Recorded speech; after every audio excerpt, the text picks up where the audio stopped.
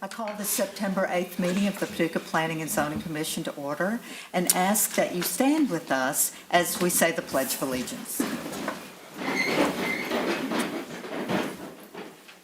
I pledge allegiance to the flag of the United States of America and to the republic for which it stands, one nation, under God, indivisible, with liberty and justice for all. Thank you. Mr. Summer, call the roll, please. Commissioner Benberry. Here. Commissioner Bradford. Commissioner Morrison. Here. Commissioner Pollard. Here. Commissioner Shramke. Here. Commissioner Wade. Chair Casilius. Here. Ms. Shramke, you have our minutes motion. I do. I move that the reading of the minutes for August 1st, 2022 be waived and that the minutes of said meeting as prepared by staff be approved as written. Second. Second by Pollard. Are there any corrections, additions? Call the roll, please. Commissioner Shramke. Aye. Commissioner Benberry. Aye. Commissioner Morrison. Aye. Commissioner Pollard. Aye. Chair Casilius. Aye. We have one continued petition tonight, which we are going to be dealing with. Mr. Morrison, you have that item, please. Yes, ma'am. I move that the commission remove from the table case number APP 2022-0006 pertaining to 5194 Hinkleville Road. Second. Second by Shramke. Call the roll, please. Commissioner Morrison. Aye. Commissioner Pollard. Aye. Commissioner Shramke. Aye. Commissioner Benberry. Aye. Chair Casilius. Aye. Now, because this has already been read and seconded, Mr. Morrison, I'm just going to ask you just to repeat what the item of business pertains to. Right. I move that this commission adopt a resolution approving the amendment to a development plan for property located at 5194 Hinkleville Road. Second. Second. Oh, we don't need a second. No, we don't. It's all right. This pertains to the sign. Would you like to talk to us about that, Mr. Troutman, or?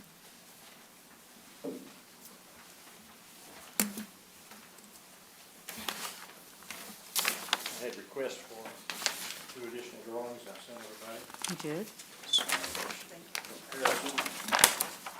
And I guess it's down to your approval. Thank you for doing that. It's much clearer this Yes. time, exactly where it's going to go and how tall it's going to be and that kind of thing. So thank you for taking the time to do that. It's all right, it's part of it. Does anyone have any questions or comments?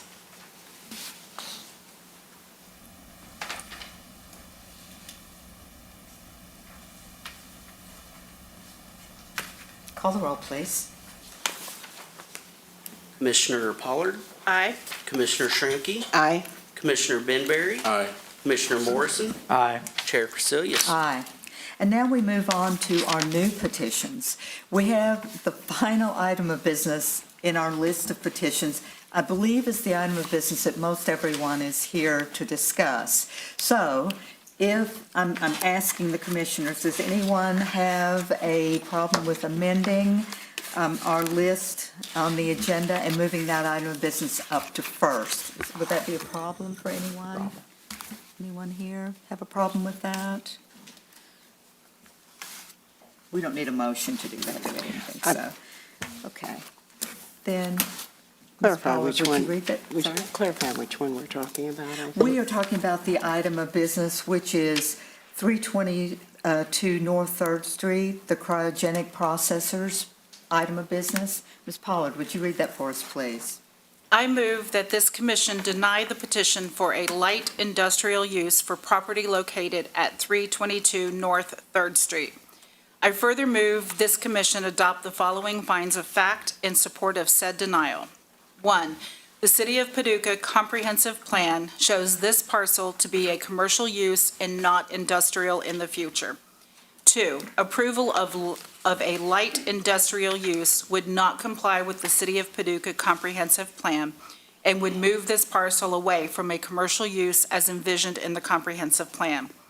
3, there are no buffers around this site, as the building is built up to the property line on 3 sides primarily. 4, the introduction of a nitrogen storage tank would not reflect the character of downtown Paducah, nor would it further the character of downtown as a walkable, vibrant destination, especially coupled with major developments downtown, such as the Build Grant and City Block site. 5, the need for fog control would gravitate this activity towards a more intense industrial use, as opposed to a light industrial use. If there is a possibility, fog could abridge the property line.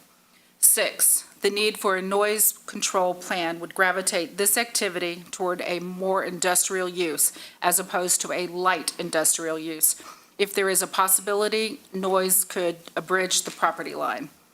7, a total of 7 semi-trucks a day are anticipated during peak downtown hours of 6 a.m. and 3 p.m.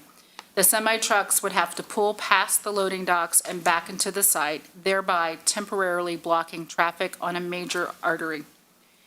8, this land use could have a deleterious effect on existing and proposed land uses. In particular, the vacant city-owned lot at 519 North 3rd Street, which is poised for redevelopment. It is in the best interest for the whole city to benefit from the highest and best use of this redevelopment. Second. Second by Benberry.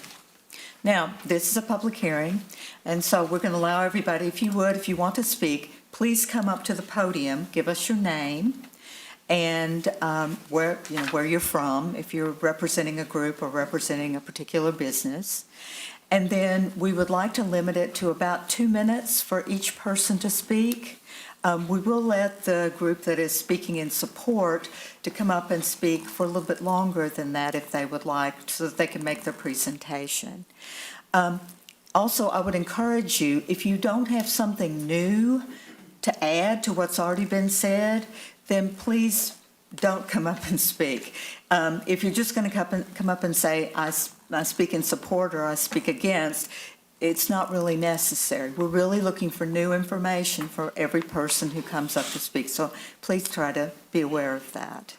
All right, now, is there anyone here to speak in favor of the, please come up to the podium.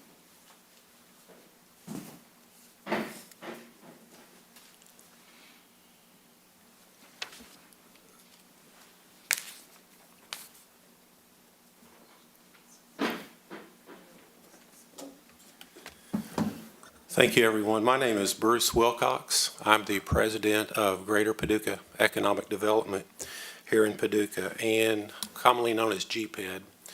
Our mission is to attract jobs and industry to our community, to grow our local economy. And consistently, I hear that we need more jobs within McCracken County, and we do.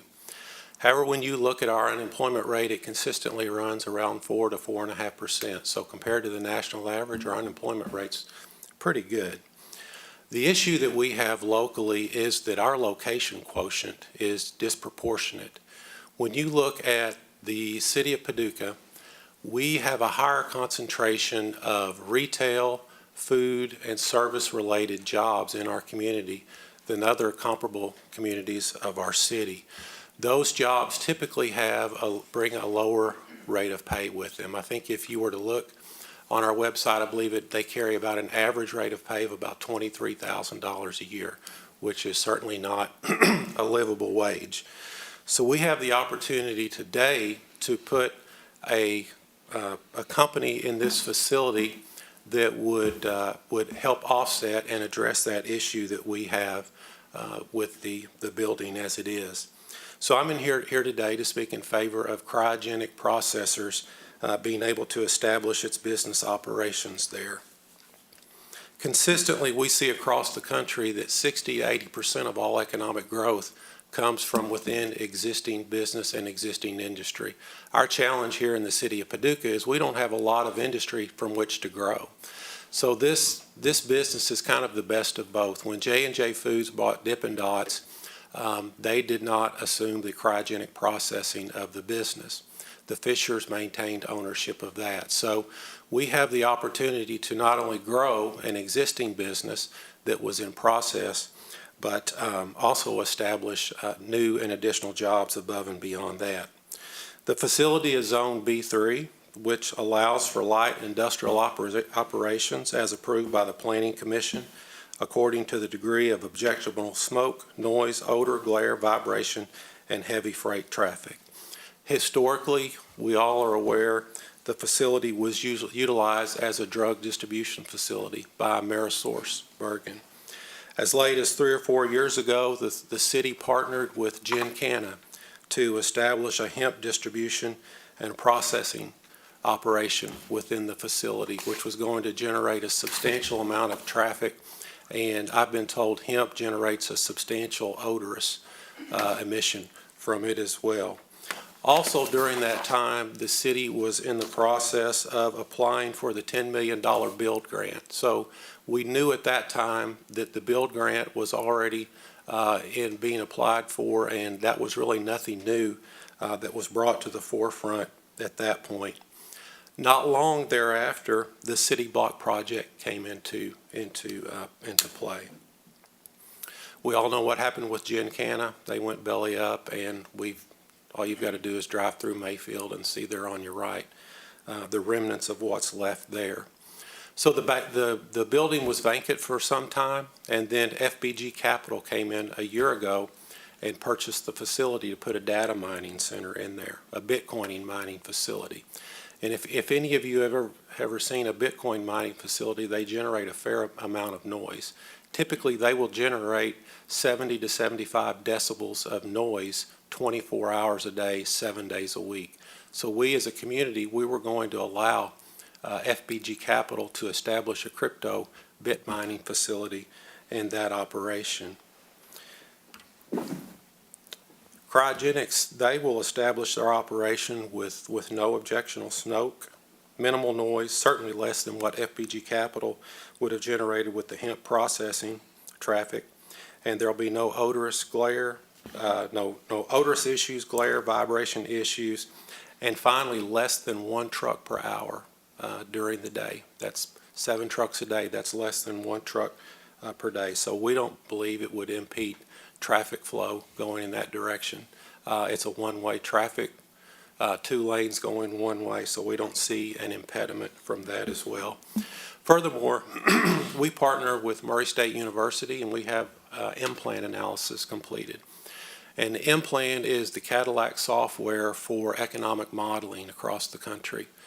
Dr. Silva, Chris Wooldridge there, that's who we partner with. We had them do a study on what cryogenic processors being in this facility, what would the economic impact be on our local community.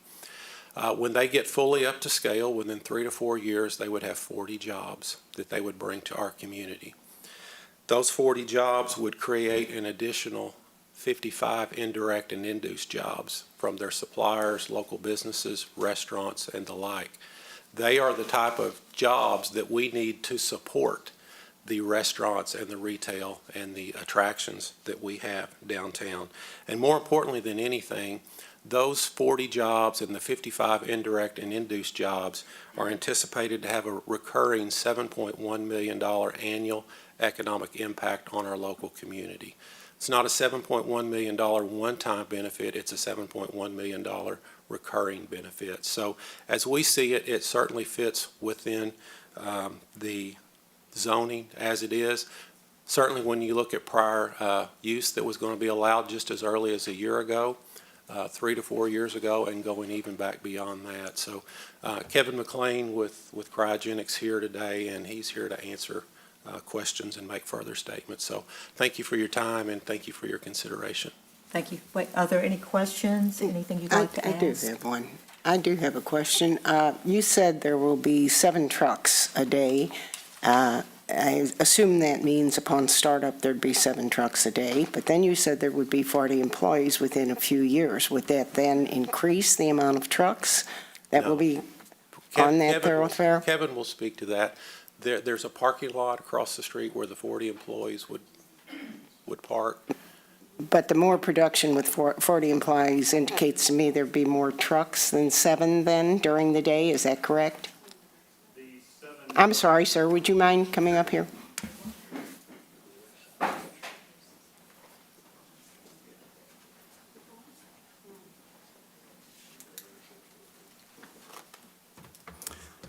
Thank you for letting me speak today in support of this project. My name is Kevin McLean. I'm Vice President and General Manager of Cryogenic Processors. To answer your question, the figures that were presented for the proposal were at peak operation, meaning that after we reach the 40 employees, we're expected to see a peak of average of 7 trucks a day. And is 40 employees, would that be the max that building, that facility could handle, or is there still potential growth after that? There is additional potential growth. Our forecasting model is dependent on the operations that we are currently involved in now. There are projects that we're currently producing, customers that we're producing for in a very small facility in Nashville, Tennessee. Our intent is to bring that back to the Paducah area and expand on that operation dramatically. Can everyone hear the responses? Thank you, sir. Any other questions, comments? Thank you. I would like to continue with some more points. Oh, if I I'm could, sorry. please. As Mr. Wilcox indicated, the project is a continuation of the operation of Dippin' Dots. So Dippin' Dots was sold. The operation, Cryogenic Processors, was a division of Dippin' Dots, and it operated within the facility for some time. After the sale, we had to look for an opportunity to continue operations, and Paducah is a strategic location, interstate-wise, infrastructure-wise, support from local vendors that have a 30-year history with Dippin' Dots and cryogenic processing, and so we have a vast amount of experience within the community to support the operation. When we looked at the available properties within Paducah and McCracken County, we were seeing very limited opportunities based on the building size and the infrastructure that we would need to continue our operation and continue to grow.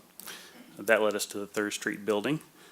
It's ideal building for our operation from a size perspective. There are some challenges with the building, the setbacks. Then the location is in the downtown area, not an industrial park. But the operation that we're currently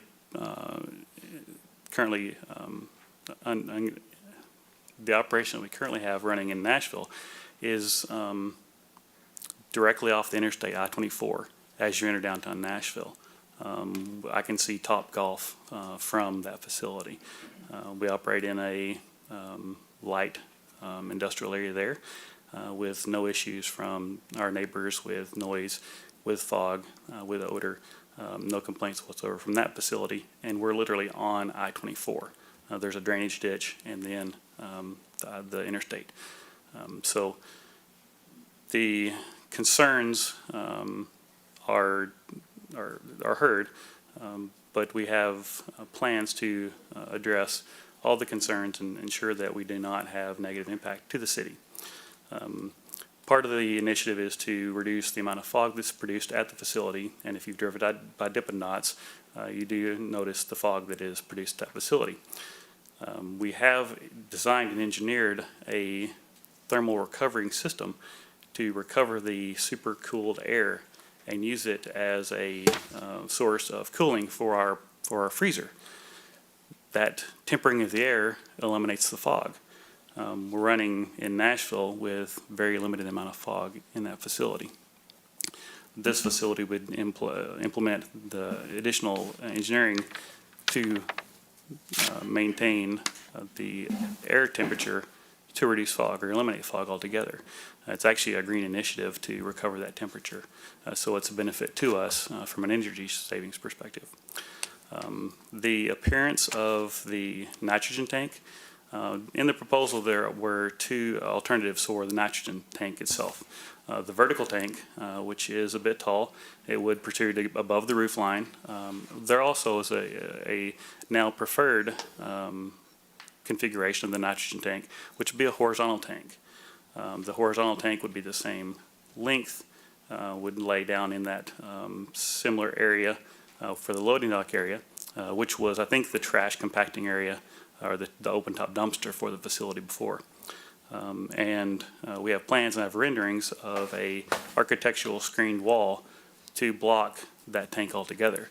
So from the street level, you would see another building wall, which would also accomplish the noise reduction that could potentially occur during nitrogen receiving. So that would address two of the issues with that solution. The challenges that we're facing in locating in Paducah really come down to finding a building that suits the needs in a time frame that fits within the scope of the project. When we look at the surrounding area in McCracken County, Paducah, to build a building from a greenfield is about 2 years. And the supply chain issues that everyone faces is definitely impacting large construction projects. To cut that time down, we are looking for an existing building, which the Third Street building does offer that opportunity for us to get operational much sooner, which would bring more jobs, more economic impact to the city. I think at this time I'd like to ask if there are any additional questions about the project. Anything else that I can address? One nitrogen tank That is suffice? the plan, yes, one nitrogen tank. That's peak. That is. Thank you. And I have to bring something up because the first thing that comes to mind to me is safety. There have been some problems in the past Yes. with safety issues. Yes, and that most certainly is something that is on the forefront of our planning process. There are, I can go into very specific detail about the incident down to a fairly scientific level. We went through a very, very thorough research and investigating process to determine the exact cause of our incident. The issue relates to the particular product that was being produced on the type of equipment that we had running in the facility at that time. We are running that exact same product in our Nashville facility, but on a completely different designed equipment. So we have isolated the exact cause of the incident and addressed it with removing the particular piece of equipment from that process to eliminate that potential cause. And that was a result of overpressurization in a conical vessel, so a giant cone. The bottom part of that vessel reacted in a way that caused overpressurization, which led to the actual event. By eliminating that area altogether for that particular product, we've taken that risk factor completely out of the design and the operation itself. The remaining products, the products that are slated to be produced, are products that have been running on these types of processors for decades. The project that we're most interested in, the one that will drive this project, is being driven by a company that we have a long-standing relationship with, selling equipment to them for their processing of product. They have one of the first processors that we ever sold out of Dippin' Dots. It was about 25 years ago.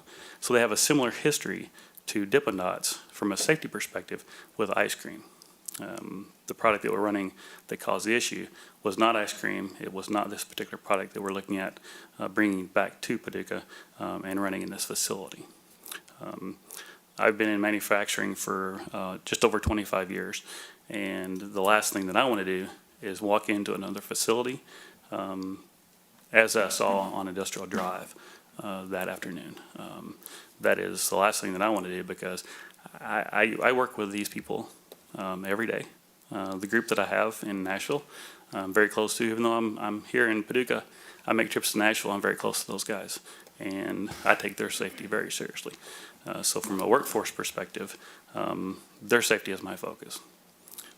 So by addressing the design issues, we've made the process extremely safe, with a long-running history of safety on these particular products with the designed equipment that will be running in the facility in Paducah. You've done comparisons to this facility and Nashville. Is Nashville the same size or the same workforce size as this would be, or smaller, bigger, what? Nashville is much, much smaller. It runs one product for one customer, and it runs, the total number of employees at that facility is about 10. The product that we are working with, the new customer that we're working with, they have an extremely high volume product that they require specific freezing and sanitation, cleanliness, the operation. They require very specific sets of circumstances. So the facility will be designed to run this style product for this customer and additional customers that have the similar product base. So the comparison then with fog won't be an issue and noise won't be an issue, it really can't be a comparison if this one is going to be much larger than the one in Nashville, correct? So we'll have multiple processors of the similar design that we're running at Nashville, and the ones that we're running in the Diplomat facility on Charter Oak Drive. The difference with the fog is the design, the equipment design that will recapture the super cold air that is typically at Dippin' Dots. It's ejected into the atmosphere, so that's the fog that you see on the rainy days is not nitrogen gas, it's actually super chilled air, and it's condensing the moisture in the air to make the fog. That super cooled air is a utility that I can recover to use for cooling capacity in my freezer. So that is actually an energy savings, and it's economic benefit to the company to recover that versus producing fog in the atmosphere. I guess I'm just trying to picture what this is. I mean, a manufacturing plant in downtown Paducah with the fog issue, it's hard for me to visualize that, what it's, how it's going to affect. So the air that's being, Statically and et cetera. I'm sorry, I didn't mean to interrupt. The air that's being ejected at the Dippin' Dots facility on Charter Oak Drive, that air is about negative 250 degrees. So any moisture that's in the air immediately condenses. Think of the soda can, the water that condenses on the side of the soda can, but we're dealing it at negative 250 degrees Fahrenheit. By changing the temperature of that air, by warming that air up before it's ejected the atmosphere, you eliminate the formation of the fog. And that's what our intent is to recover that cold air, warm it up by exposing it to a refrigerant that would then cool our freezer. Let me ask something about the property line. The building itself now is built to the property line. Internally, can you do anything buffering-wise to? So the design that I'm working on now, and we're working with information based on preliminary drawings. I don't have the actual measurements in the facility, so I don't have the final design yet. But the design of the facility incorporates a freezer on what would be the south side of the building next to the quilt museum. That will be a freezer. The front part of the building facing the street will be the loading dock area, and then we would have storage tanks for liquid ingredients, water, sugar, different things that go in the manufacturing process. So that will be the front side of the building. Behind those tanks will be the processors where we would actually do the freezing. So they will be internal behind at least 2 walls. I guess this question is for you, Nick. With the loading being on the state highway, Route 3, 3rd Street is state, correct? Does the state have any issue with trucks backing and blocking traffic and et cetera? Are they involved in this in any way?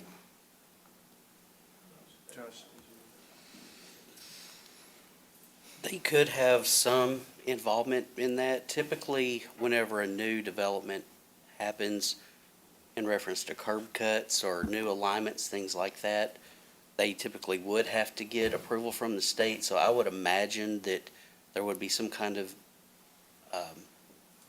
reference to the state made. I don't know if you had thought about going to District 1, but that could very well be addressed with District 1. So the state could say you can't back your trucks up and block the lanes. Well, trucks have always done that, because I drive that road frequently, and there's a lot of times there's an 18-wheeler blocking both backing into that when it was operational. So it's happened in the past. I don't know that it wouldn't not happen again. But The liquid nitrogen will be delivered in tankers, so that is included in the number of semi-tractor trailer loads that were included in the proposal. and I'm back to the safety issue a bit, because there is no buffer anywhere. Everything is built out. And the fact that the nitrogen tank would be on the busiest street that there is. There's no place to put it on the backside or any place else. And that typically is your safety issue. It's where the two issues have happened, I believe. Is it, I mean, I'm not quite sure what, I just know that there were two explosions, and to me, that tank being in the front where most of the traffic is a big concern. So there was some misinformation presented in the initial reports of the incident. So the incident was not related in either case to the nitrogen tank itself. Okay. They were both related to the processor within the building. Within, okay. The tank itself is owned and maintained by Air Products, who their business is dealing with cryogenic liquids. I haven't seen it, but I would suspect that there's a liquid oxygen tank at the hospital, at both of the hospitals in town, for their oxygen usage for the hospitals. The nitrogen tank is similar construction, lower pressure, and is not a flammable or an oxidant. Right. So it is actually much safer than the tanks that are operating at the hospitals today. Thank you. Any other questions, comments? Thank you for Thank you. allowing me to present the information, and I would look forward to answering any other questions or presenting any follow-up information if it were requested or required. Thank you. Is there anyone else who would like to speak in favor of the proposal? Okay, then I'm going to open the floor for those who would like to speak in opposition to the proposal. Is there anyone who would like to speak?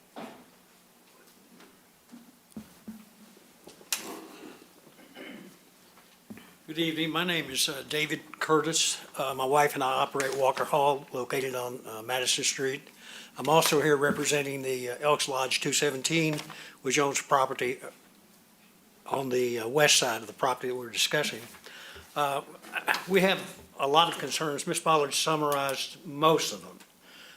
For the last 20 years, this has been trending toward a leisure and entertainment type of neighborhood. There's been millions of dollars spent by everybody headed in that direction. So I appreciate your comments.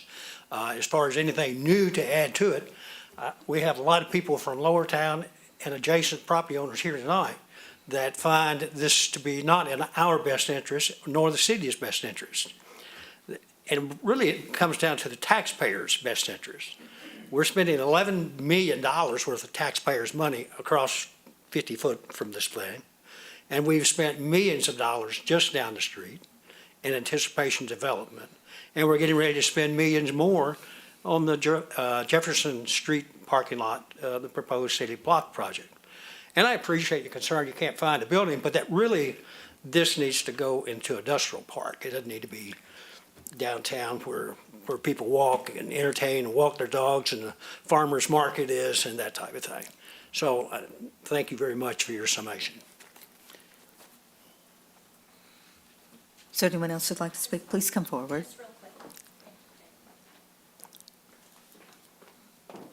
So I'm Melinda Winchester, and I own a bed and breakfast just a few blocks from this location. And I just real quickly want to tell you too that every time we get calls from our guests and our clients, it is Paducah's character, our downtown, is what draws those people here. The number one question I get asked is, how walkable is your neighborhood? How walkable is it to the river, to downtown? And this type of business, I feel like if we open this up to light industrial and we allow this in that area, right there, dividing what we're trying to build, connecting the convention center, the riverfront, and the downtown, and then, of course, our neighborhood, we're just opening it up. A few things that the gentleman said that really caught my interest was he kept talking about their current product. Future products could also be a problem and then have other requirements. So that's a concern to me. And for our business, I'm here with my business in Tax Credit Investor. You know, we have over $1 million in just our business downtown. So walkability is a huge issue to those tourists that are bringing thousands and thousands of dollars to our city and to our town, and that's what they're really looking for. So I appreciate the jobs. I understand that, Bruce, respectfully. I understand that. I'm a big proponent for jobs. I just don't think this is the right location for this building. Thank you. Thank you. Would anyone else like to speak?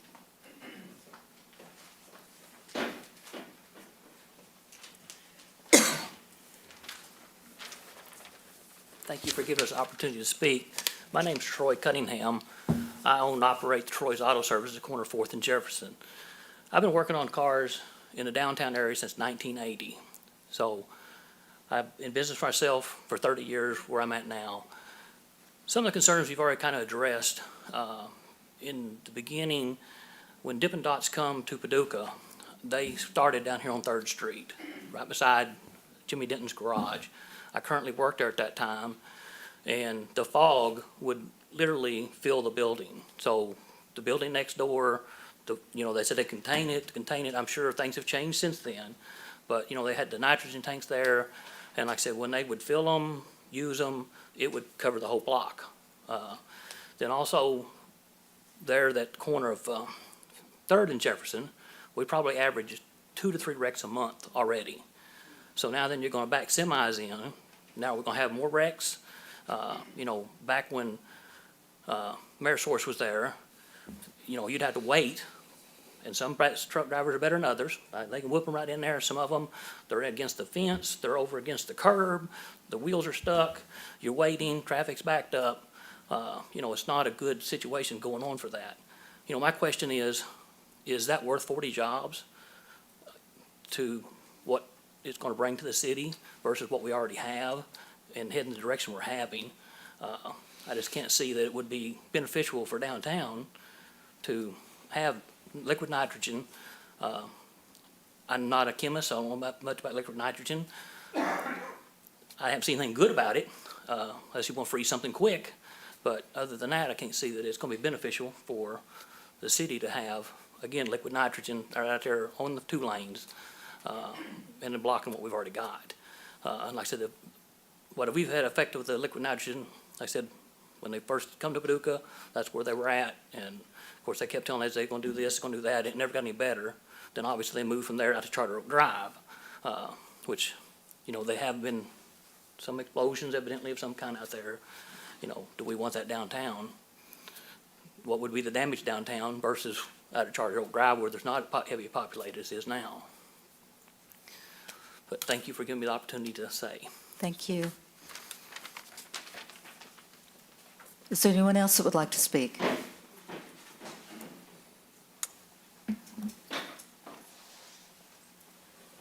Good evening. I'm Matt Collinsworth. I'm the director of the National Quilt Museum. I'm not really here to speak for or against. I'm still learning about this project and what it might mean.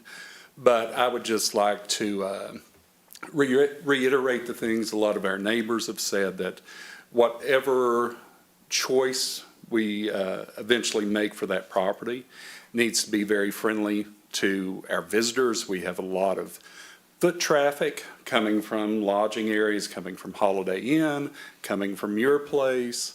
That corner, that area in there, because, and we probably contribute to it with a lot of out-of-state visitors where people come out and accidentally, you have folks turning the wrong way at that corner. And also, we do have some concern levels about the fog. Some of that may have been addressed, but we just want to make sure that our facility, as we plan for expansion and renovation, remains a safe and welcoming place for this community and those that visit us in this community. So, thank you. Thank you. Is there anyone else who'd like to speak? Please come forward.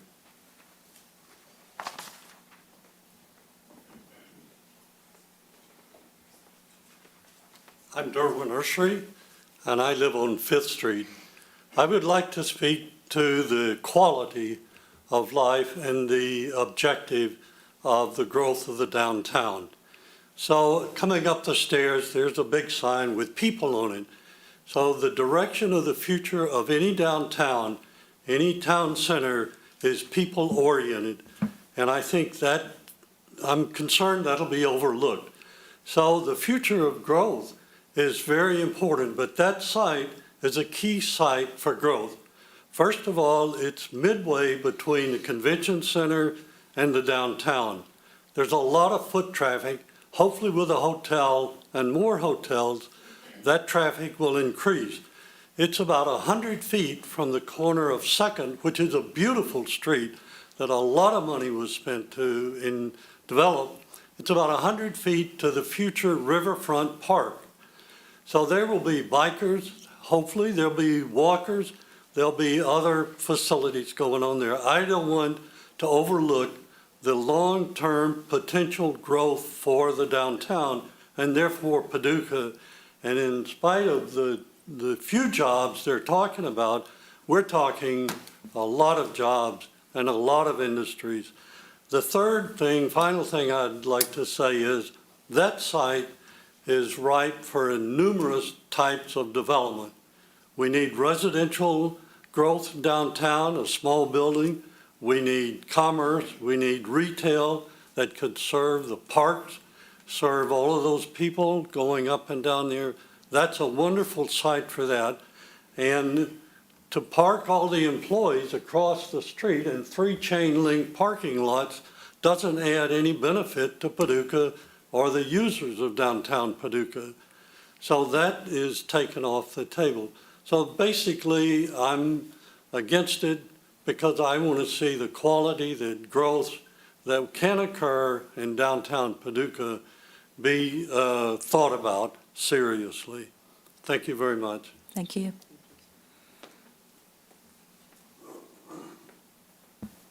Is there anyone else who'd like to speak?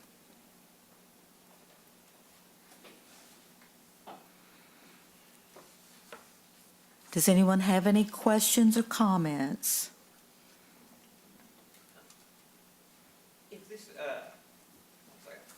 You want to Please come come up to up the to the- podium? If this was approved by the planning commission, how would this affect the TIF district that this property is in? Could you introduce yourself, please? Oh, my name is Levi Brandenburg. I'm from the Paducah Sun. You said any investment, Let me flip on up. I know that this property is inside of the TIF district that's in downtown Paducah. How would that affect them moving into this property affect that in any way, or is there any effects that would cause? any capital investment made into the TIF district, obviously is a benefit towards the city. So Yeah. whatever capital investment these individuals would make if approved would benefit the TIF. Okay, just want to make sure. Thank you. I have something, Chair. Excuse And this is addressed to the staff. Could you just briefly, commercial use versus light industrial? Sure. And the impact, maybe. It's fair. Right now, B3 allows everything residential, single-family, two-family, multifamily. It allows retail, restaurant, bank, office, and those sorts of uses by right. The light industrial use has performance standards attached to it, which the Planning Commission looks at to make their decision, being dust, smoke, odor, glare, and those other things that were listed. Typically, in a commercial zone, we don't find fog or heavy truck traffic that is actually blocking arterials and things of that nature, which lends itself to a more higher intensity industrial use. It's in the commercial zones, it's more of a turnover of traffic going to specific destinations, your restaurants, the mall, Walmart, whatever it may be. And in this case, it's actually doing the manufacturing land activity, which generates those smoke and noise trucks that was listed, where we typically don't have those along our arterials in commercial districts.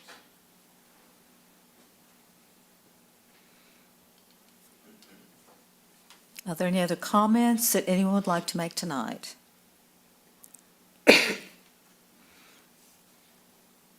If not, I'm going to close the public hearing, and we'll be, Would you describe how the vote will go, because as it was Yes, that's what I was presented- just getting ready to do. Very good.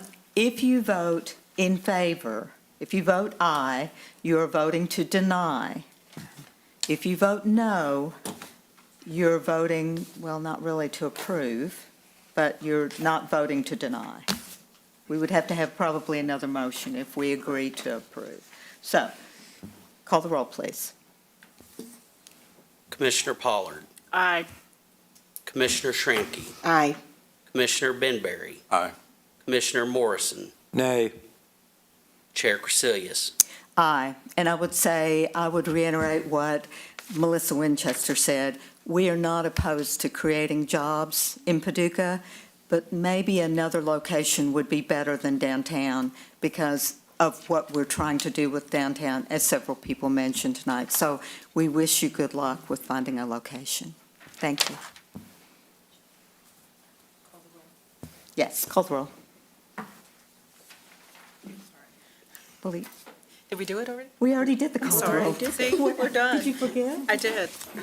I was so intent. We have another item of business to come before us. The next item of business would be the Olivet Church Road. And Ms. Pollard, you have that item of business as well. I do. I move that this commission adopt a resolution recommending the general business zone classification for property located at 3520 Olivet Church Road. I further move this commission adopt the following findings of fact in support of said recommendation. 1, the parcel is urban in character. 2, the new alignment of Olivet Church Road provides a discernible boundary between commercial properties to the east and residential properties to the west.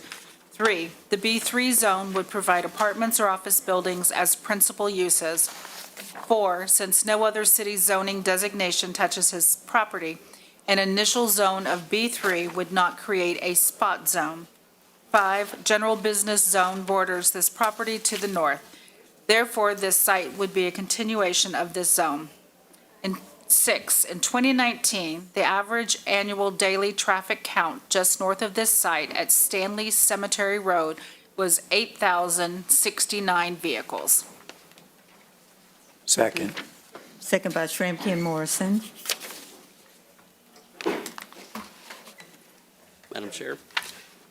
Thank you all. This parcel was annexed into the city of Paducah on July 26, 2022, and the petitioner and staff is recommending a B3 general business zone. The property owner has had preliminary discussions with a developer of either apartments or offices, which B3 would encompass. Because there's no other city zone that borders this property except for B3, this wouldn't be a spot zone by moving this zone into this property. And I would be glad to answer any further questions that you all may have.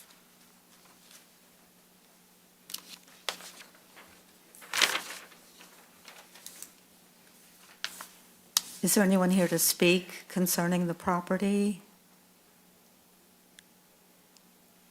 Are there any questions or comments?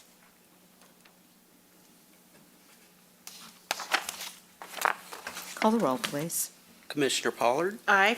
Commissioner Shramky, Aye. Commissioner Benberry, Aye. Commissioner Morrison, Aye. Chair Crecilius. Aye. Mr. Benberry, you have our next item of business, Yes. the text amendments.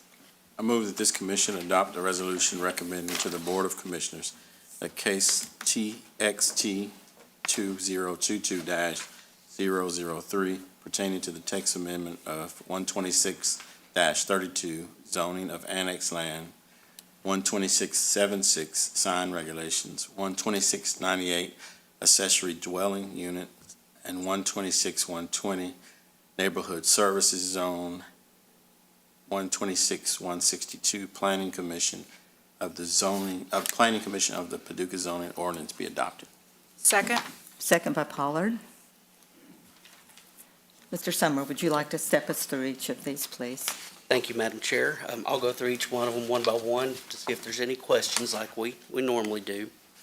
Currently, whenever territory is annexed, it receives an R1 low-density residential zone. Staff has always maintained that that's a temporary placeholder However, pursuant to KRS 100.209, the uses that existed in the county zoning designation can roll over into the city while that temporary zone is in place. So, as we mentioned at the last Planning Commission meeting, we hope to work with our legal counsel to establish a procedure for the Board of Commissioners to establish the zoning when the annexation is done at the same time. And I'll be glad to answer any questions you have about that part. In other words, for those who have a question, it would not automatically come in as an R1. It would be, the zone would be preset when it's annexed. Correct. Any questions, comments? Okay. Thank you. For the sign code, there's two changes that staff has been working on. Currently, we have different time limits for different types of temporary signs, whether it be a grand opening sign, a construction sign, a political sign, whatever the case may be. In the case of Reed versus Gilbert, which is a Supreme Court case, you can't read a sign to know what types of regulations to place on it. So in order to come into compliance with Reed versus Gilbert, we have made a time limit that's uniform for all temporary signs, that time limit being 67 days, which we hope would generate 60 days before the event you can place your sign, such as your grand opening or the election, whatever the case may be, with 7 days thereafter to remove it. And secondly, there was a little bit of confusion whenever this was first adopted about the first 30 feet of the height of a facade shall be utilized to calculate wall signage. It reads like it's linear feet to where if it's a very long building, you don't have much area for a wall sign to be calculated. This clarifies that it's 30 feet tall times the linear width, which provides a more uniform sign. So that is the two changes we're proposing for the sign code. Does anyone have any questions, comments?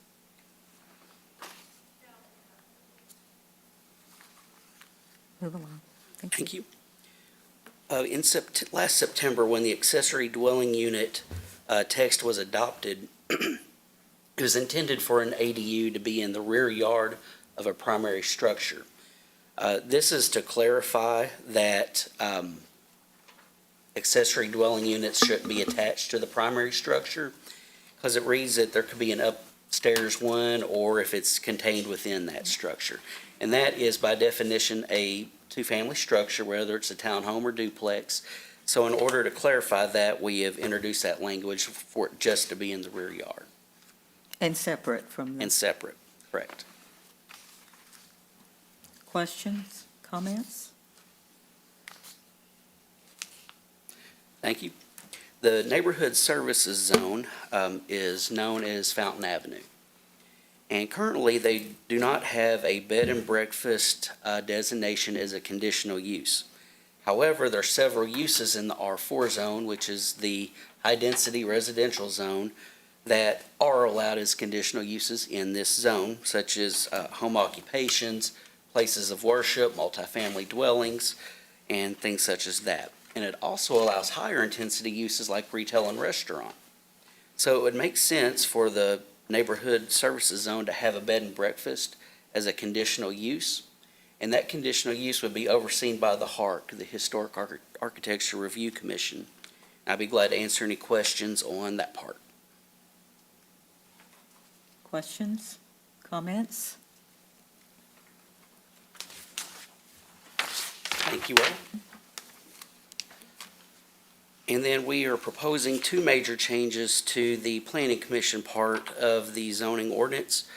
The first is to take a look at when development plans are actually required. There are cases, very limited, specific cases, I should point out, that where a development plan may not be required. A real-life example of that is potentially 4955 Alvin Barkley Drive. Staff has spoken with the property owner of this house, and she would like to potentially rezone it to B1 in the future. It's a non-conforming home next to B1, And there's a steep drive coming down Alvin Barkley Drive, right across from the college. And this house has been on the market for a very long time for either sell or rent. She's having a hard time doing either, basically. So she is thinking about a B1 zone petition. However, in this case, staff would propose the following findings of fact and would request a preliminary development plan be waived. That the zone change would comply with the future land use map. The surrounding properties are shown as business park and not residential. Traffic counts range between 9,208 to 9,696 vehicles a day. Excuse me. The single-family home is nonconforming with respect to the front yard setback. Medical uses are located to the east, office uses to the west, and educational facilities are located to the south. B1 Convenience and Service Zone is located to the east of this site. Therefore, this would be a continuation of the B1 zone. And this home is the only residential structure along Alvin Barkley Drive between Interstate 24 and Pecan Drive. So the findings of fact kind of speak to the highest and best use being commercial for this particular piece of property. And another instance, whenever preliminary development plans do not come before the Planning Commission, is when a structure's already built. And this body's already seen that for Banks Market, the former Finish Line Car Wash, Tenacity Training, and some other ones, Huck's being another one. The other major change is a sketch plan. In our preliminary development plans, we require a sketch plan before the preliminary, before the final.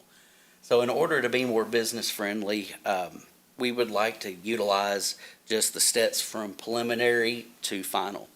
And with today's technology and with the resources the city has, being our mapping is online, we have Open Counter, we have other resources available to developers to understand what their zone is and what they need to do. Plus, our site plan requirements are online, where developers know exactly what they need from the get-go. So to be more developer friendly, we would like to scratch that, since we're already doing it anyway, for a preliminary development plan. And I would be glad to answer any questions you all have regarding that. Any questions, comments? In that section, I do have a question, and I probably should already know the answer to this. We talk about putting notice for, in the Paducah Sun, 7 days in some instances and 14 in other. Is that a one-time notice? Yes. That you do within the 7 days or within the 14 days? Correct. They have to be notified at least 7 days or 14 Okay. days before. But it's the- only one time that it's Yes. in print? Correct. Okay. And you do notification to the surrounding properties as well? Yes, and in the case of a rezoning, it's 200 feet from the subject property. Any other questions or comments? That concludes the changes that we have, so now we'll be considering all of these changes as one item of business. Any more questions, comments? Call the roll, please. Commissioner Benberry? Aye. Commissioner Morrison? Aye. Commissioner Pollard? Aye. Commissioner Shramky? Aye. Chair Crecilius? Aye. Ms. Schramke, you have our next item of business, I the do. Cruz Avenue property. I move that this commission adopt a resolution forwarding a positive recommendation to the Board of Commissioners to vacate and close a 20-foot wide, 190-foot long alley west of Cruz Avenue between North 32nd Street and Marianne Drive. Second. Second by Pollard. This proposal is to close this alley, which is in an R4 high-density residential zone. The petitioner would like to abolish the alley and combine it with 2 lots north and 2 lots south for a multifamily development.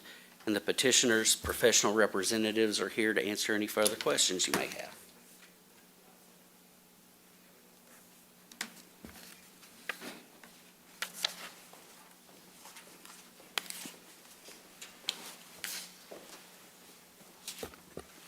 Good evening.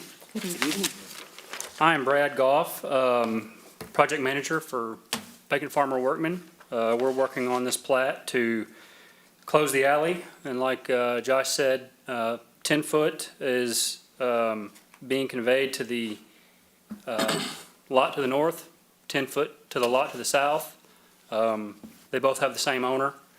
And then the future plan is to come in, consolidate both lots, abolish the shared lot line, and put in a duplex, which would be in line with the zoning of that area. Do you have any questions or comments? Thank you very much. Thanks. Appreciate it. Call the roll, please. Commissioner Shramky? Aye. Commissioner Benberry? Aye. Commissioner Morrison? Aye. Commissioner Pollard? Aye. Chair Casilius? Aye. Mr. Morrison, you have our last item of business. Yes, ma'am. I move that this commission adopt a resolution approving the amendment to a development plan for property located at 1510 Lone Oak Road. Second. Second by Shramky.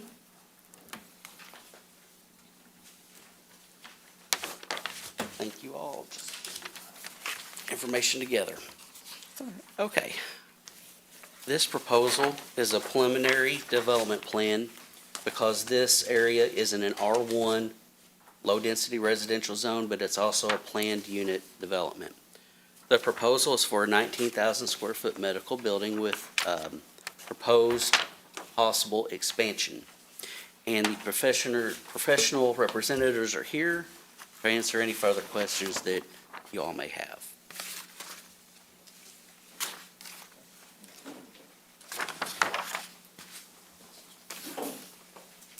Hello, my name is Dan McCarthy. I'm Vice President of Real Estate Development for Bon Secours Mercy Health, which is Mercy Health's parent entity. I'm joined by our civil engineer here, Greg Bennett, and I just wanted to make sure that you are aware that we are here for any questions.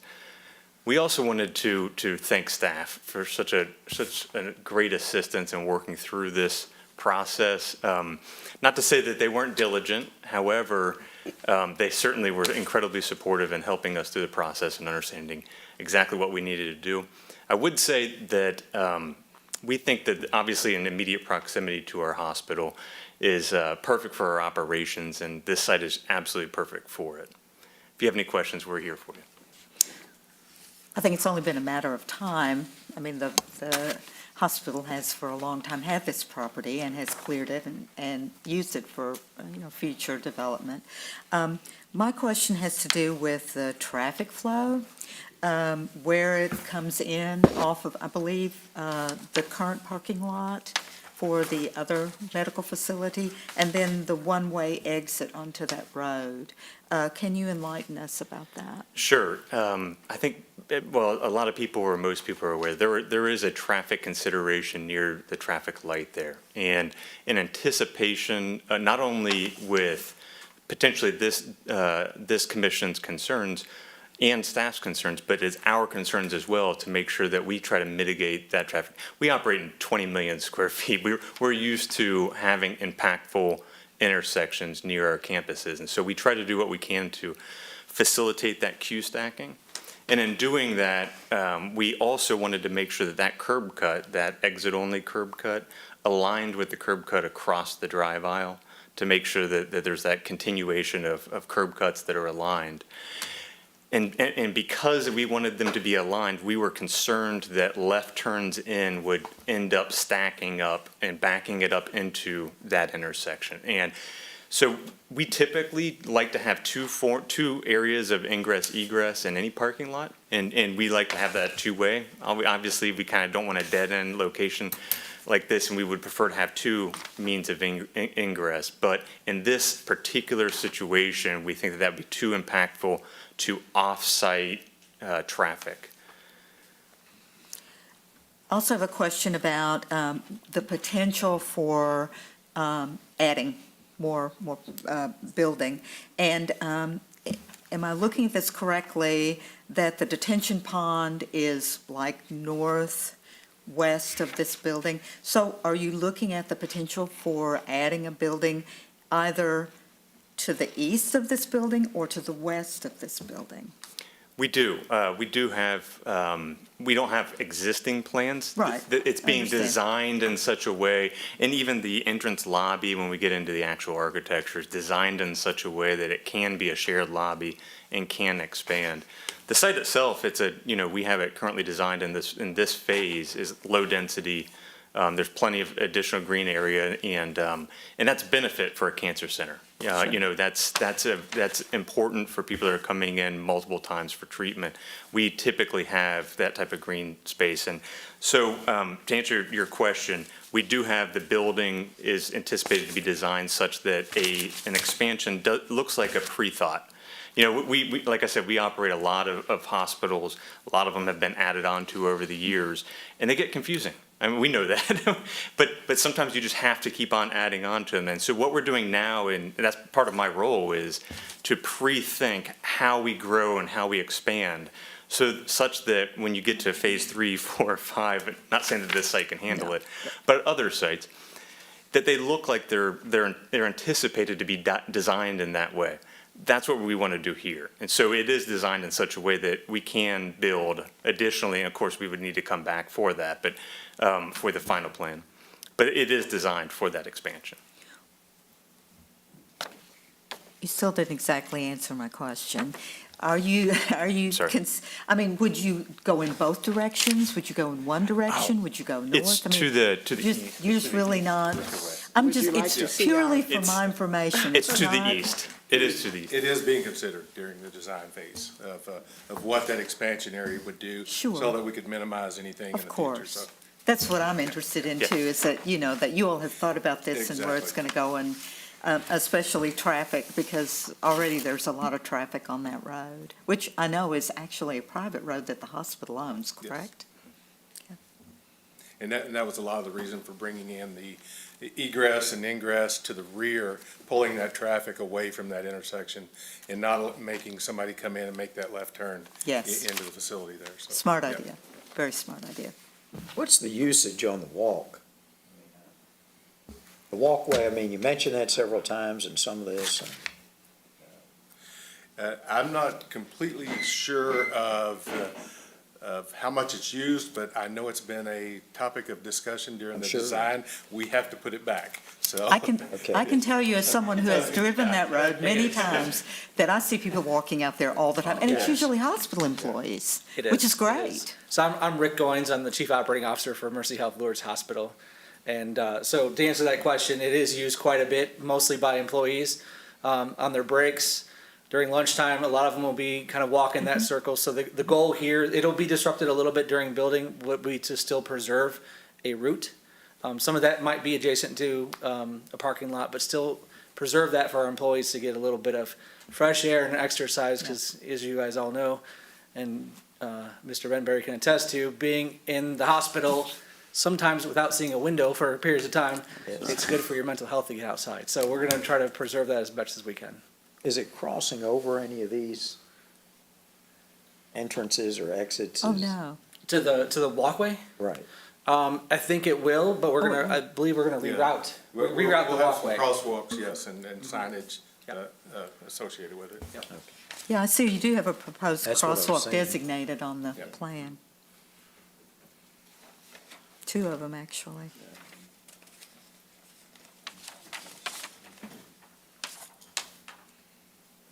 Other questions, comments?